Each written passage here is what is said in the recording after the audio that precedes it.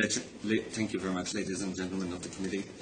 We address the discrimination of men, the violation by the State of Israel, the right to equality between men and women, the right to family life, the right to privacy, the right to fair and non-discriminatory judiciary, and the right to freedom from arbitrary arrest and prosecution.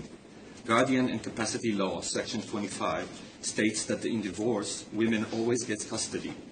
Guardians and Capacity Law, Section 1968, allows judges to delegate judicial power to government social worker to determine issues of custody and determine if father is fit and suitable to visit his own children.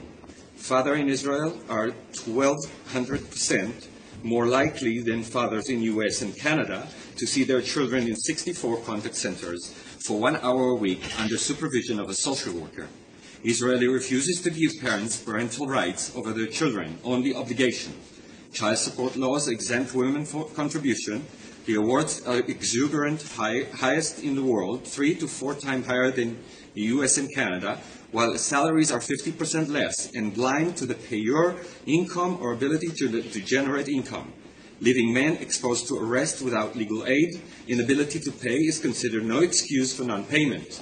Also, draconian measures such as exit orders, driving and occupational license revocations, and 100% salary garnishment requests are liberally and almost automatically granted ex parte.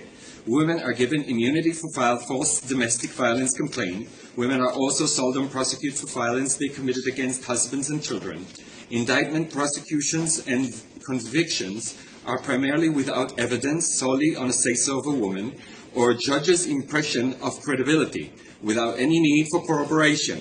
Recently, Israeli Supreme Court upheld a conviction for intra-family rape based on a dream 25 years after alleged time period.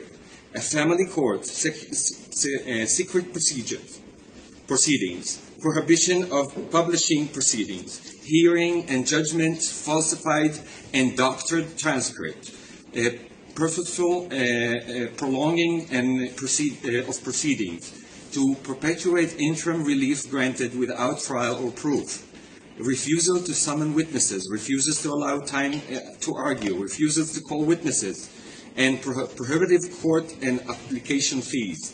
All these blocked in general, whispered, ruthless, hostile towards men.